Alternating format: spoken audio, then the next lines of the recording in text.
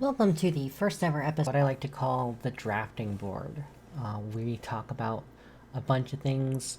Dungeons and Dragons is the first topic that we'd like to discuss. Both me and Lindsay had a blast talking. I hope you enjoy this. Stick around because I have some things I want to talk about at the end. Without further ado, let's get to it. Today I just want to do like a little test to see what we would get from it, and so that's why D&D sounded like an easy thing to talk about, because we're both kind of nerdy like that. Oh yeah. Illustrious guest here. If you want to introduce yourself. I'm Lindsay. I'm also known as Lynzinitus because I And thought Leonidas would have been funnier with my name, and that's the only reason.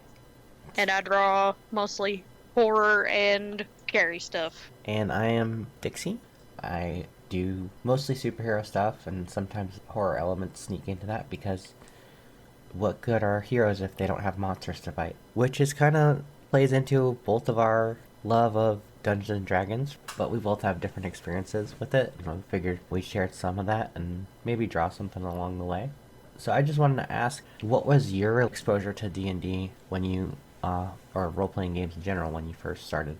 When I first started, I was like in grade school, like around, I want to say like either 8 or 9, and this was like 3.5 edition D&D. And my brother, my older brother, he was in high school. He was in a D&D group, and he was going to go hang out with his friends for a session. And Mom, take your sister with you. And Mm-hmm. I went, and I was watching them play, and they, like, this group of high schoolers just turned to me and go, "Would you like to play?" And I was like, "Yes, I would. This looks like fun." And my first character was a changeling, a rogue, That's pretty cool. and I loved it. Oh, I loved it. You remember their name or anything?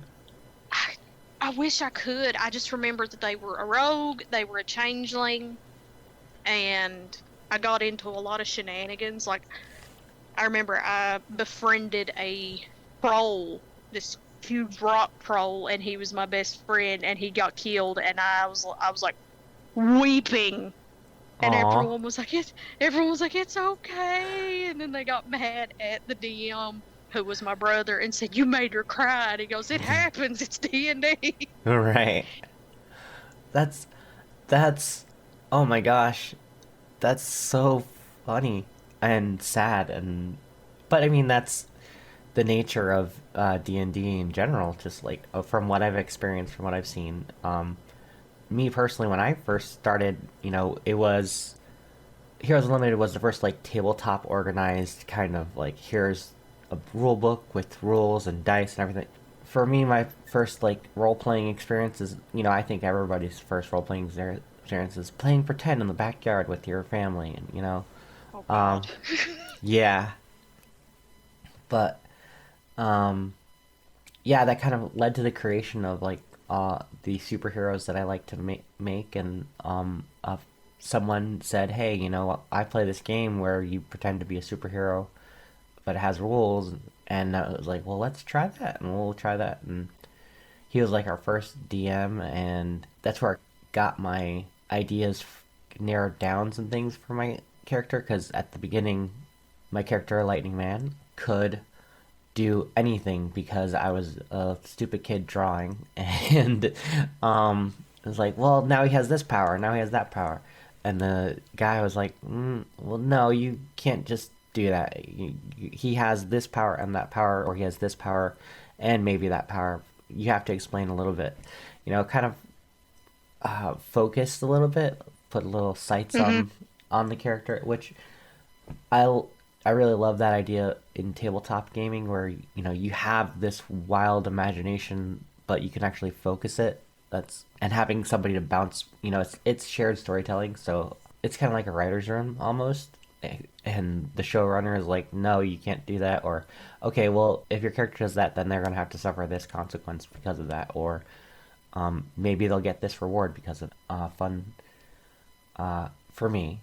So I guess I'm trying to think of what we could do here as far as the creative side of things here, because there's a lot you can do with D&D, and I'm sure there's a whole wealth of people who are doing like character designs and whatnot with D&D classes, but um, my whole thing was, taking our characters and giving them a unique kind of flair to them, like a quick sketch of those characters from the D&D You world. could like really get theatrical and like make it however you wanted. Didn't have to be confined by societal rules. Exactly. Well, the group that there was very much a societal rule in that group. I won't go into more detail than that, but you could still have fun with it. But it wasn't just like, you can't just say words off the top of your head and without getting a weird look. With my brother, my younger brother, and I, because he didn't really get into D&D until like college. Hmm. Like he had tried growing up, but he just didn't really have the attention span for it at the time. And so me and him, we would play like video games together. Yeah. We'd play like Mortal Kombat, Soul Calibur, things like that, and then we'd go outside, find big sticks, and then proceed to beat the crap out of each other, pretending to be said characters. Playing in the backyard kind of like leads into that whole um, thing of role playing games where the conceit of role playing games is you are pretending to be a different person, Yeah, but you're still yourself, and you have these like structures like the rogue, the paladin, mage, wizard, things like that. Where in growing up, TV watching kids, latchkey kids, going back in the backyard, we already had those archetypes. Well, we didn't know it was like Superman, Batman, the Red Ranger, Green Ranger, yeah. things like that. So we already had like an idea of what those could be. We just didn't know we were playing that game until much later in life. Here's a question: what is your favorite Dungeons and Dragons class? Like the one that you find yourself playing as the most, or you're just drawn to it the most? That's a good question. I don't really have one myself. Of the times that I've played, it's always been trying to be the superhero kind of character, or leaning more into like the athletic side. So like the monk class definitely has the more acrobatic side of things, but also having a cleric class where like the one that we did briefly, where I was the tiefling girl who Mhm. was a cleric. Yeah. But yeah, I don't really have a favorite. Like of the ones that I've liked seeing play, if I'm watching like Dimension 20 Fantasy High, I really like the Tiefling Bard there. Um, well, the Bard class is always like the class I know I could never like play, but I love watching other people who understand that class so well play. So I guess that would be my favorite class that I gravitate towards, but I know that I could never like embody that kind of like roguish charm, um, especially with my whole insecure trans girl thing that I have in my personal life. But yeah. So I actually saw this thing. It was talking about like this person was arguing there's only like two types of roguish characters you can play, and it's either Assassin's Creed or it's Garrett from Thief. And then this other person was like, no, there are several other kinds of roguish types you can do, like Lupin the Third, who is my Mm-hmm. favorite, Jack Sparrow, um, who else? Now my brain went out the window. It was like a bunch of different characters, and it was like you don't have to like just be that. You can go wild with it. I, And like everyone's like, if you play a bard, you're going to try to seduce everything that walks, and it's like, no, you don't have to. If you want to, you can, but you don't have to. doesn't really respect her stepfather, but also just it doesn't want to do the typical bard thing of every person that they see, they're going to seduce. You know, it's what you bring to the character, not what the book tells you the character that you have to bring to the character, which I find really fascinating. The best way to look at like the D&D book is pretty much my favorite line in Pirates of the Caribbean by Barbosa. The rules are more like guidelines. Mm-hmm. Oh yeah, This is what definitely. you this is what you can do, but it's just have fun. Exactly, exactly. I kind of want to also talk about like funniest moments that you've had, or like most interesting moments. Um, I mean, my personal experience playing Heroes Unlimited way back in the day, we had a new GM at this point, and I had fallen in love with the comic book character Nightwing, to the point where I rolled up a Nightwing character. There's a big intense battle in the warehouse, and the GM is like, "Okay, you're in this room, and you have to get to this person. You know, there's a door over here. What do you do?" I open the door, and he says, "You open the door, and you see a giant monster has taken aim at you with like this." And I said, and I closed the door. Um, and he laughed. The people at the table laughed, and it was a funny moment. It was like, I don't know if I should give you any kind of experience points for that, because that is not what Nightwing would do, but that is what you would do. But did you have any like funny moments or weird or like fun like at the time moments at the table? Honestly, I have several. I Okay. just don't I just don't know which one I like the most. I think I have a character. He's a necromancer. It's Murok. Okay. I was playing as him, Okay. and my brother, he was playing as a monk, an orc monk. And for some reason, Murok couldn't tell him my name is Murok. The Hmm. orc was calling him Mormu, Uh-huh.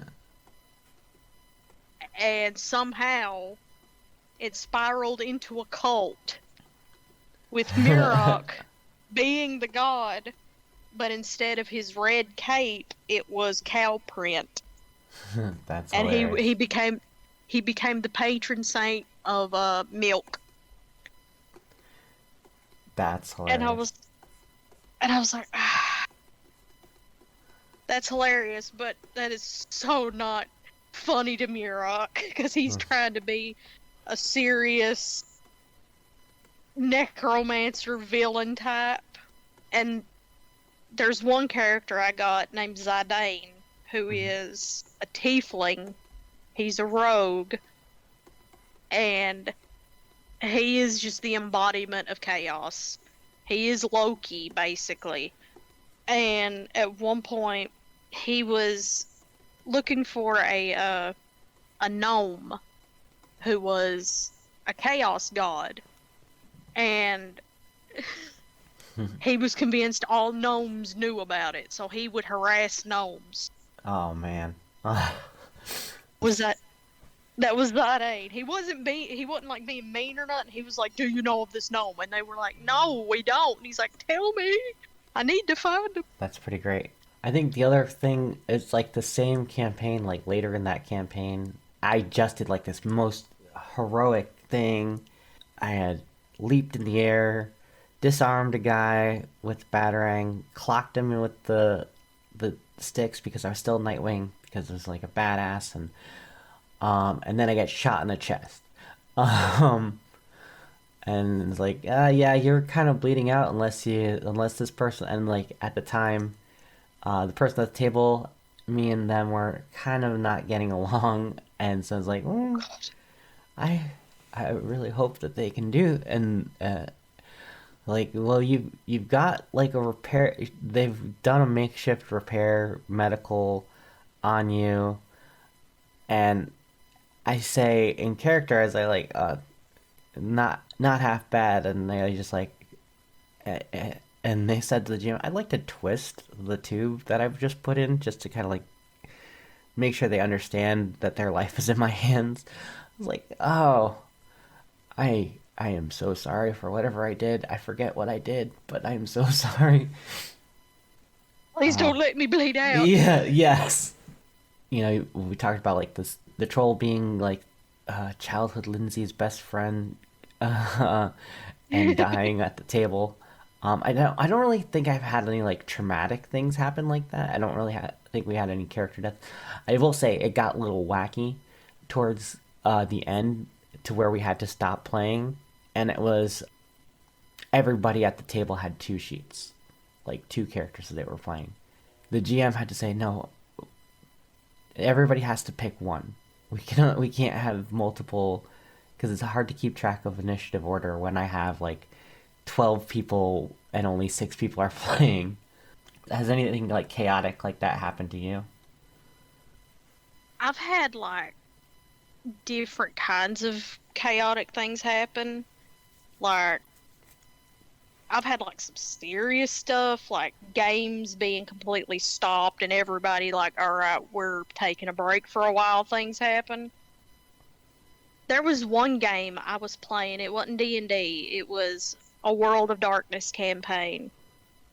It was the Geist. I think it was Geist. And our storyteller told us up front. She said this is going to be a serious game. It's going to deal with some dark topics, and she had us all, like all three of us, write down stuff that we absolutely did not want in the game.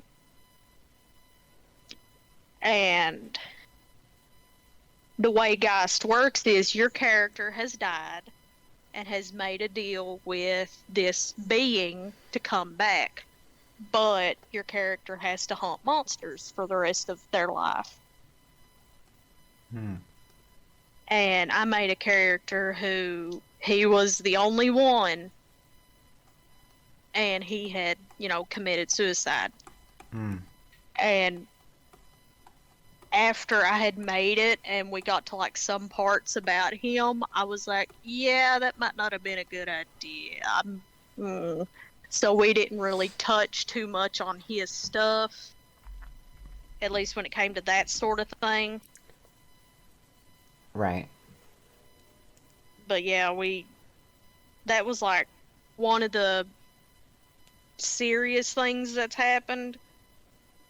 There was like another thing that happened that totally stopped the game and nobody played for a long time. And Okay. was one reason it was one reason why I started looking for a new table. I feel you. Um. Oh man, that I have lame stories. I have just like we didn't want to do it anymore. It got too too many people got too creative, and yeah, that man, that is outside of like the bad experiences and whatnot. Do you think like people just like once they get to that point once it gets to that point where it's like so in their mind toxic an idea to get a group together, do you think like they intentionally like just like leave it behind, or do you think they like I don't know if I want to continue this route?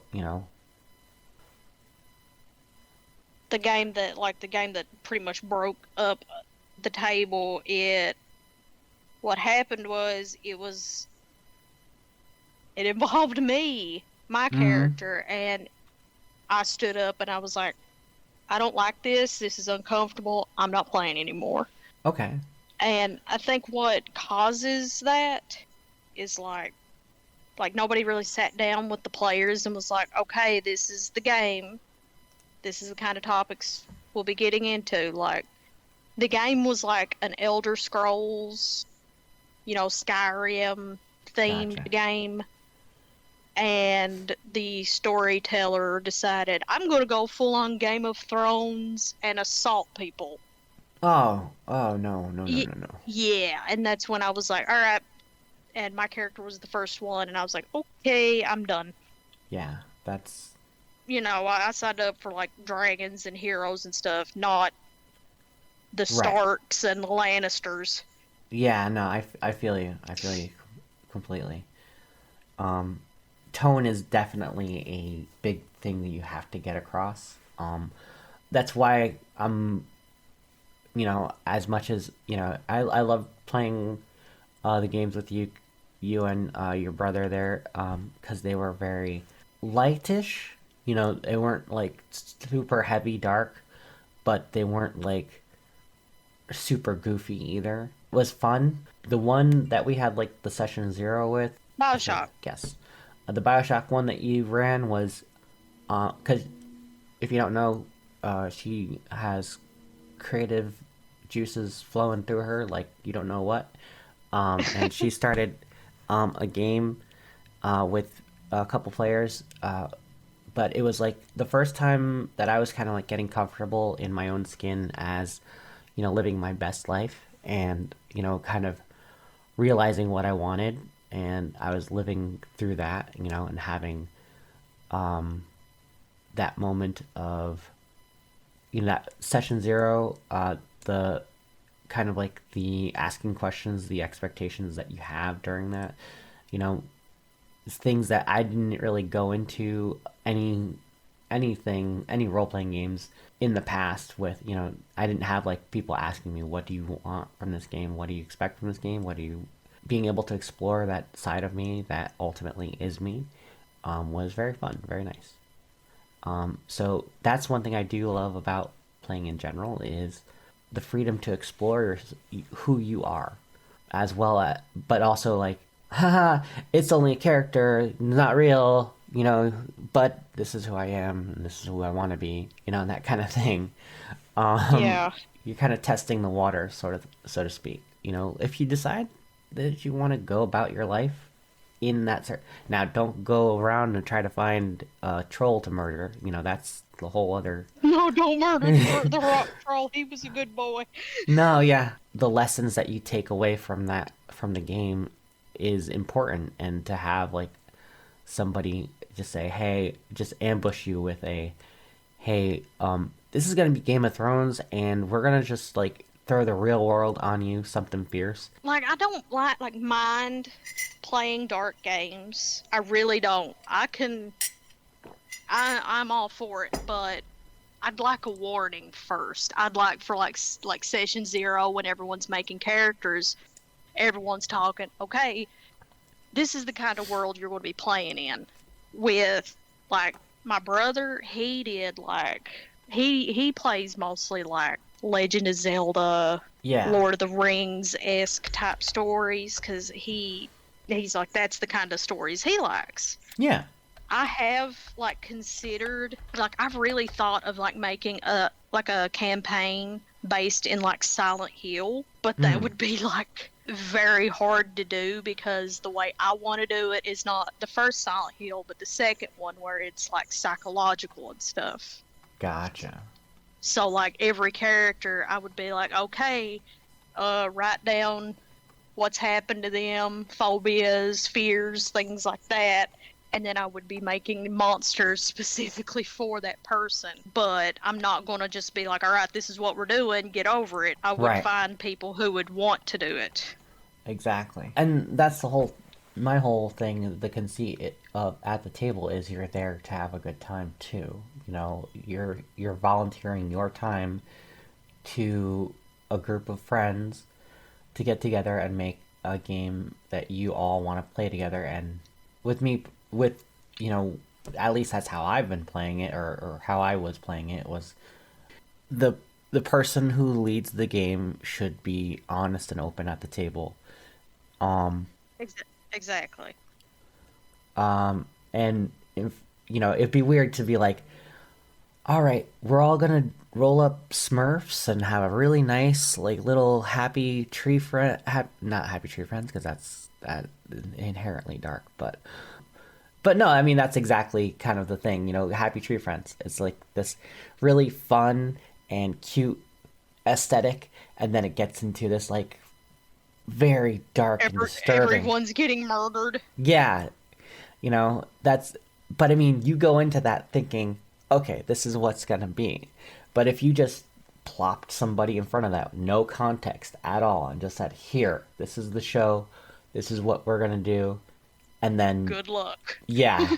What do you think goes into finding the right group? Because we could all find a group. Roll 20 exists, but um, what are your thoughts on like finding the group that you click with?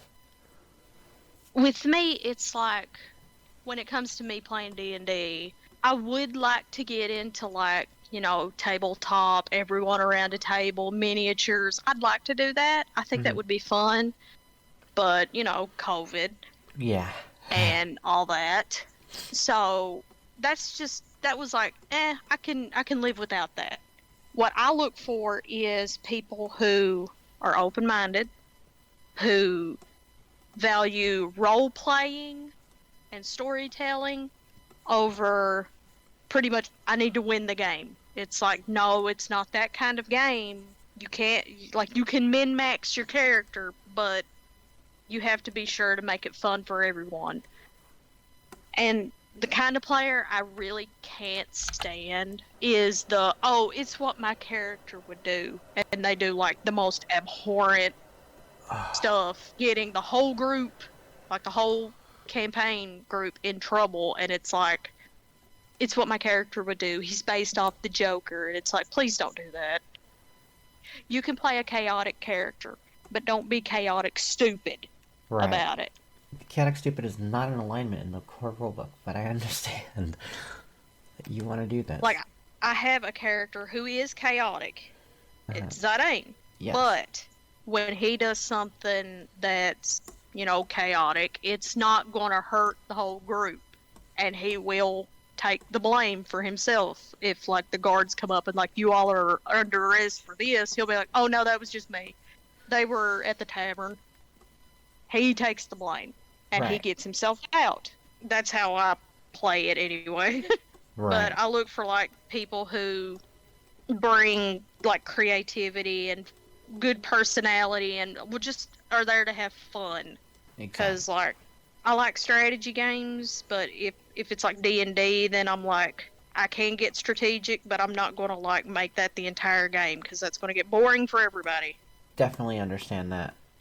Um, yeah, I mean, me personally, it comes down to, am I gonna have fun here? Am I gonna enjoy this? You know, because I have very limited time. I am a busy, busy girl. I have a lot on my plate. I have a weird sleep schedule. So is this worth sacrificing a couple hours of sleep just to be able to? Assholes are universal. Doesn't you don't you could be a girl, you could be a guy, you could be trans, you could be cis. Assholes are universal. Um, but Asshole has no gender. exactly.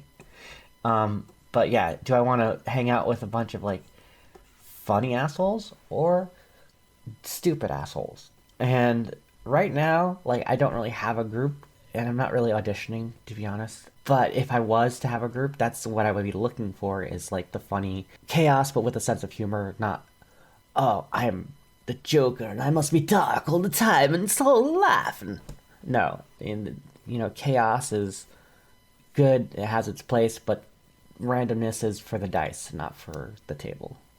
If that makes any sense. Yes. By the way, this cold is the only reason I could do that Joker voice that I did.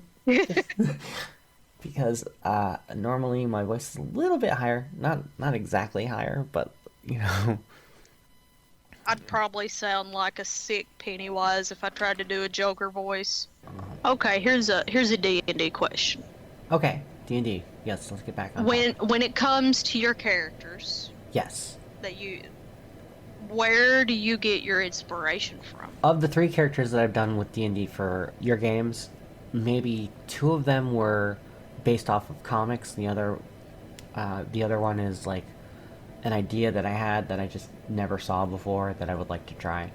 The first was I played the Lightning Monk, and then there was Nora, Nordic, Nordic inspired warrior princess, kind of like I remember describing her in the game as kind of like the female Jason Momoa, very big and brawny and buff, and just loves being an absolute train wreck to people and just like is terrible to her servants, but in an endearing way, I hope. Like not intentionally being mean. She's just getting into so much trouble that they're like having trouble keeping up with her. Right, exactly. Likes to go on adventures, likes to drink, likes to be the loudest voice in the room, and be the most flirtatious person in the bar. But at the same time, I'm a pretty princess, and I need to be soft and have nice soft beds and things like that too. Um, and then there was the tiefling cleric Mona, which is based off of a character that I draw. And, a lot of these are me. Different parts of my own personality. That's where I get my inspiration.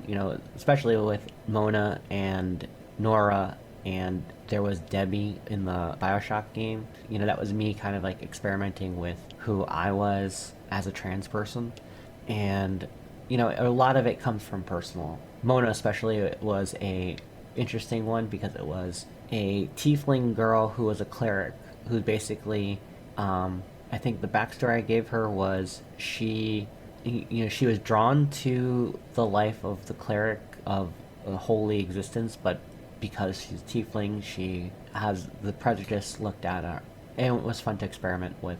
That's enough about me talking. Where do you get your inspiration from?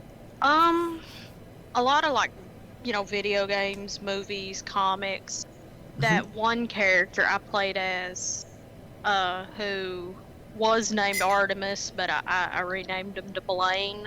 I've had him for a long time, and he was like my plague doctor, serious story character. Um, with Murok, I remember when I first wrote him, there was this web series I was reading called Looking for Group. Yes. And yeah, Richard, him. He Okay. inspired Murok. But I was like, well, I can't just rip Richard off. So I was listening to Voltaire, and I was like, that right there, that's what he should look like. He should look like Voltaire. And it just spiraled into that. That's actually pretty cool. And I think a lot of us creative people, we get inspiration from the works that we've encountered. Like, the first ever character that I rolled up for a game was Nightwing. And that's because I was infatuated with the story of Dick Grayson becoming his own superhero. It's always like the work that we interact with becomes the inspiration for these characters. And I know that's shocking coming from the girl who creates a comic book called Lightning Man that has a very strong semblance to another character that shall remain nameless.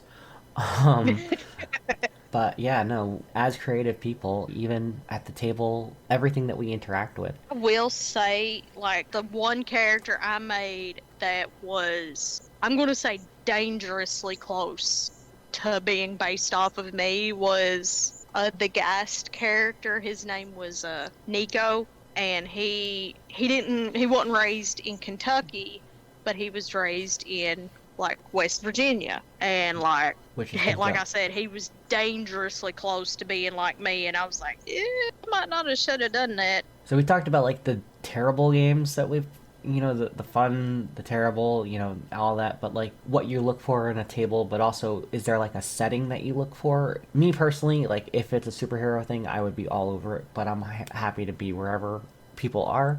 Is there like a specific type of setting that you prefer as far as D&D role playing in general, things like that? Honestly, I've played like all kinds. The one that I've always wanted to play, but I just haven't found the right group, was a Vampire the Masquerade game. Okay. Because that's like dealing with like espionage and stuff like that. But that's like the one I want to play. But I think my favorite will always be like Dungeons and Dragons, fantasy, Tolkien, just fantasy. Not anything too serious. High adventure.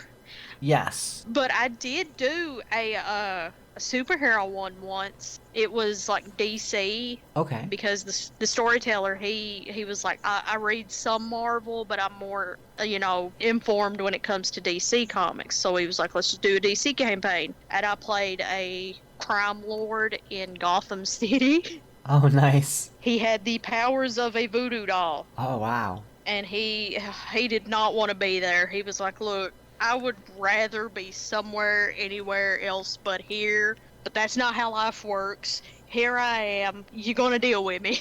And he had That's a girlfriend and a dog and another player who basically was like Lobo okay. Yes, appeared at his apartment and was like talking to his girlfriend and petting on his dog, and my character was like, "I'm going to murder you out in an alleyway." And that's the guy was, hilarious. oh, it was a fun campaign. It was very funny. I really would like to like have like another discussion of what just like comics and stuff like that, and projects, because it's always fun talking to you, and it's always fun like talk.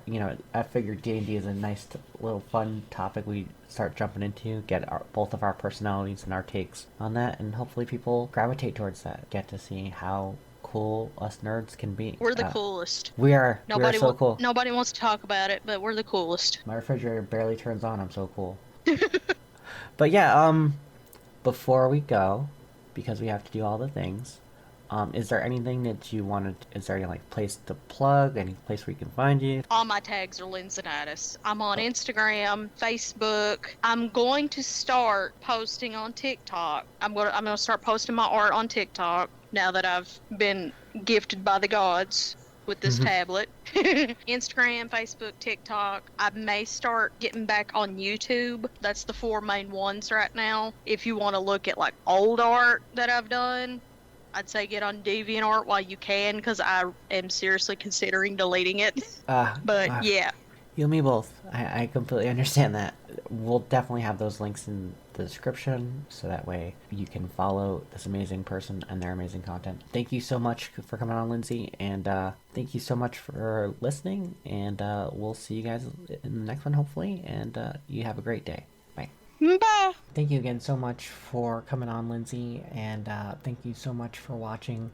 If you like this, make sure you leave a like in the section down below, leave a comment, and see what topics that you want to be discussed. We'll try to get to those as best we can. I have a couple ideas for upcoming episodes. If you want to, you can support us on Patreon, patreon.com/backpagecomics. You can read all the comics that I've produced on that website. Also, we have a Discord server that's linked in the description. Again, thank you so much for watching, and we'll see you in the next one. Take care. Bye.